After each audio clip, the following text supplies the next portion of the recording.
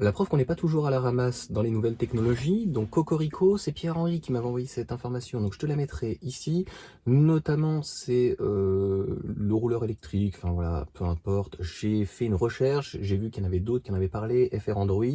En fait le procédé est relativement simple, comme vous le savez, donc Renault, notamment sur la Mégane, mais sur beaucoup de véhicules, donc utilise des cellules relativement hautes, épaisses. Donc en fait c'est des poches, comme sur on va dire les téléphones. Elles ont des avantages. Les premières, on va dire, c'est relativement simple à industrialiser, ça ne coûte pas forcément très cher et c'est facilement réparable, pour faire simple. Pour le reste, notamment sur les charges rapides, c'est relativement catastrophique, même s'il nous dira que le groupe Stellantis qui n'utilise pas ce type de cellules, eh bien c'est pas mieux. Donc pour autant, le gros inconvénient quand même de ces batteries, puisqu'ils resteraient sur ce système-là, c'est d'avoir obligatoirement, on le voit bien, des jantes très grosses, du 18, 20 pouces, 21 pouces en fonction donc des modèles, et d'avoir un plancher donc qui est haut à l'extérieur et assez haut quand même donc à l'intérieur. Donc le principe est fait donc de cette nouvelle technologie faite par Total Energy, c'est d'envoyer le procédé. Donc moi je me suis dit oh, super, on va peut-être avoir un upgrade, tu vois, pour les anciens modèles, puisque ça a été testé sur la Mégane notamment.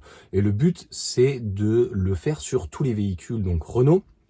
Donc c'est pas du liquide de refroidissement, puisque ça vient pas en fait grossièrement comme un radiateur et refroidir. Non, a priori les cellules baigneraient, alors pas dans l'huile, dans un système donc de refroidissement. Ça va permettre donc de réduire quand même de moitié les recharges. C'est quand même assez fort. Et c'est ce que j'expliquais, c'est-à-dire que Renault ne va pas dire qu'ils utilisent donc des poches qui sont relativement simples à faire. Et le gros inconvénient donc de ces poches, c'est le refroidissement. En fait, en soi, elles chauffent. C'est pas très grave, mais faudrait pas qu'elle chauffe trop. Et donc pour éviter qu'elle chauffe trop, au final, la cellule en elle-même est bridée. Donc là, avec un refroidissement donc par un fluide, au final, ça va permettre d'une manière constante de baisser la température donc des cellules, de les sécuriser, de réduire aussi un petit peu donc le pack, donc le poids, et d'avoir donc a priori une meilleure autonomie. Il parle à peu près de 6%. Alors attention, c'est du WLTP, mais quelque chose a priori de plutôt positif, de simple à mettre en place. Encore une fois, pas de upgrade, il n'y a pas voilà, tu vas pas aller chez Total Energy ou dans un garage ou autre Speedy, et puis ils vont éventuellement t'améliorer ta batterie. Donc c'est une nouvelle conception, et donc c'est une amélioration finalement de la batterie, et en plus donc une production finalement plus simple, parce que on le sait, Renault va utiliser donc des modules. Il y a les poches, il y a des modules et il y a un pack, pour faire simple. Donc je crois que normalement ça doit être du 10 kWh, puisque la 40 kWh je crois qu'il y en a 4, la 60 il y en a 6 grosso merdo, hein. Et la 87 kWh je crois qu'il y en a 8.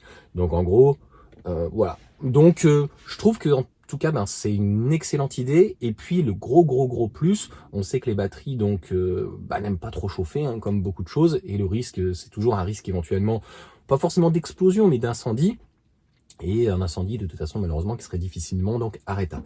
Donc là pareil, ce bain d'huile, enfin je ne sais pas ce que, voilà, ils en parlent pas, ils te disent pas qu'est-ce que c'est comme chimie, est-ce que c'est développé et un dérivé du pétrole, est-ce que c'est comme du liquide de refroidissant, mais je pense pas, hein, parce que le but c'est d'avoir finalement certainement une espèce d'huile qui ne soit pas inflammable et qui ne soit pas non plus de l'eau, tu vois, parce qu'en gros il faut pas que ça soit inflammable, parce que sinon t'as compris le truc, et il faut pas non plus entre guillemets que ça soit de l'eau, parce que le but c'est que ça soit étanche, donc il faut pas que ça se corrode. Donc voilà pour ces petites informations. Eh bien si ça peut se mettre en place, ça se trouve c'est ce que normalement Renault nous réserve peut-être avec la R5, puisqu'ils doivent faire une réorganisation donc du pack, et il devrait passer grossièrement de 400 à 500 km. Donc on devrait avoir un peu plus de puissance donc dans ce pack. Et si donc on a une R5, comme je l'ai dit, peu importe le prix là, qui est même un peu cher, mais toujours moins cher qu'une 208, 30, 35 000 euros avec ou sans bonus, qui te propose 500 km WLTP, donc à peu près et au minimum 200 km pardon, donc sur un 20-80, lapsus, et avec une charge en une dizaine de minutes pour te faire un 20-80, mais ça peut être un 10-80, tu vois, et puis voir donc dans les charges hautes, en voilà une dizaine de minutes, 12 minutes, 14 minutes, eh bien, je pense, on peut pas dire que ça sera parfait, mais je pense que la boucle est bouclée. Et là, en fait, les véhicules donc citadins électriques n'auront absolument rien à envier à leurs homologues thermiques. La seule chose qui va arriver, donc ça sera pas avant 2026, je pense 2027, voire 2028, hein, toutes ces nouvelles technologies. Et on voit bien qu'il y a un rattrapage en fait du prix des véhicules thermiques et le véhicule électrique qui lui stagne, si on peut dire. Donc concrètement, je pense qu'ils attendent en fait un point d'équilibre, un point d'appui qui va faire que bah, la R5 restera plus ou moins 30 000 euros. De l'autre côté, tu auras donc ta petite Clio qui sera à 25, 28. Et puis à un moment donné, c'est comme ça que ça va se faire. Surtout que Renault arrive avec des batteries LFP, donc des véhicules quand même en termes d'usage qui seront beaucoup plus pratiques. Donc après, c'est à voir avec Vercor, avec je sais jamais leur nom, Vercor. Je sais pas. Je trouve que bref. LG, Total Energy. Et puis, en fait, l'introduction, si on peut dire, puisque Renault, donc pareil, dans leur giga-usine, c'est eux qui fabriquent tout, donc sauf les cellules, donc voilà, qui sont envoyées par le fournisseur. Donc c'est plutôt intéressant. Vous me direz ce que vous en pensez, mais sans 800 volts, sans rien, petite batterie poche, 10 minutes, 15 minutes de recharge, et puis donc finalement quelque chose qui me coûterait donc a priori pas plus cher, voire peut-être un peu moins cher avec un petit peu plus de WLTP. Ben écoute, je pense qu'il n'y a plus qu'à améliorer le rotor bobiné. Il y a aussi Pierre-Henri qui m'a envoyé, donc c'était hier je crois, de l'Argus.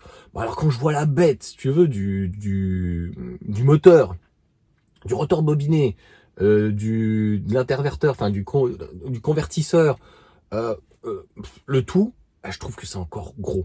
Et surtout pour un véhicule qui est mis sur en mode traction. Donc encore une fois, va y avoir pas mal de choses donc qui sont faites. Et c'est plutôt en tout cas encore une fois intéressant parce que les poches elles sont pas parfaites, mais je trouve qu'en termes de réparabilité elles sont vraiment beaucoup mieux. Et ça, Renault l'a intégré dans son Renault Lution, ça c'est vrai, faut le reconnaître.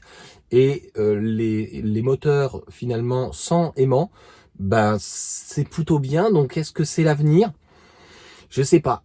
Là, j'ai pas la réponse. Est-ce que on va finir comme le Minitel ou est-ce qu'on va réussir à faire autre chose? Ça, c'est l'avenir en tout cas qui nous le dira. Allez, sur ce, ciao à tous, sachant qu'en plus, les moteurs à rotor bobiné, logiquement, ça coûte un petit peu moins cher, et puis il n'y a plus de charbon, etc., donc ça fonctionne en tout cas plutôt bien.